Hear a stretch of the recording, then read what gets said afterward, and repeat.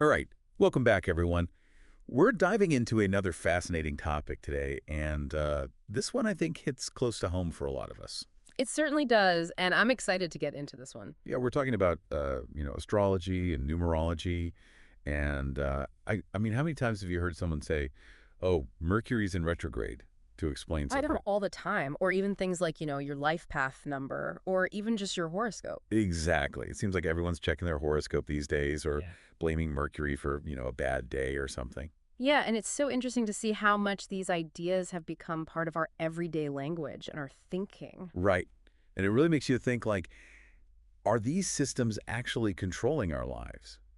Or, are we just kind of giving them more power than they deserve? That's a big question, isn't it? And I think to really explore that, it's helpful to look at it from a few different angles. Absolutely.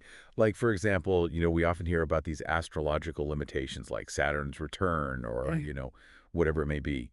Right. But then you see people like Jeff Bezos or Elon Musk, right? These incredibly successful individuals who didn't exactly wait for the stars to align before going after their goals. That's a good point. And it's like, did Oprah check her life path number before, becoming a media mogul? Probably not. Yeah. And I think that really challenges the idea that our destinies are predetermined by, these systems. It makes you wonder then why people born under the same sign, even twins, can have such drastically different lives, right? Exactly. And that's where I think the idea of confirmation bias comes in. Confirmation bias. Yeah, it's basically this tendency we have to look for information that supports what we already believe. Oh, okay, I see. So, like, if your horoscope says you're going to have a bad day and then you spill your coffee, you might think, see, I knew it. Exactly. You're focusing on that one event that confirms your belief while ignoring all the other times your horoscope might have been wrong. Right. And all the good things that happen on supposedly bad days. It's almost like we're cherry picking the evidence to fit our narrative, even if it's not actually true. So then, instead of taking responsibility for maybe procrastinating on a project, we blame it on Mercury retrograde. Right. And some sources even suggest that using these systems as excuses can actually hold us back from reaching our full potential. In what way? Well, think about it. Someone might say, oh, it's not a good day to start a business according to my numerology, or I'm not destined for wealth because of my birth chart. And then they just don't even try. Exactly. And that's where I think it's so important to remember the power of hard work and determination. Like, look at Michael Jordan or Taylor Swift, Yeah. right? They didn't get to where they are by just relying on lucky numbers or planetary alignments. They put in countless hours of practice, honed their craft, and really pushed themselves to succeed. It's like that saying, luck is what happens when preparation meets opportunity. Exactly. And, even in the business world, look at someone like Dhirubhai Ambani. He built a massive empire from nothing. He didn't wait for the stars to align.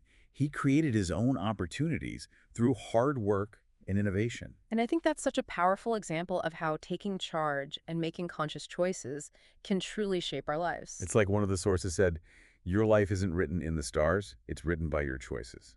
I love that. It's such a powerful reminder that while these systems might offer some comfort or guidance, ultimately we are the authors of our own stories. So maybe instead of waiting for the perfect alignment or blaming things on Mercury retrograde, We can focus on taking action, making conscious choices, and building the life we want. it's like that shift from being a passive observer to an active participant in our own lives. Exactly. Yeah. And I think that's what true empowerment is all about, taking ownership of our choices and our destinies.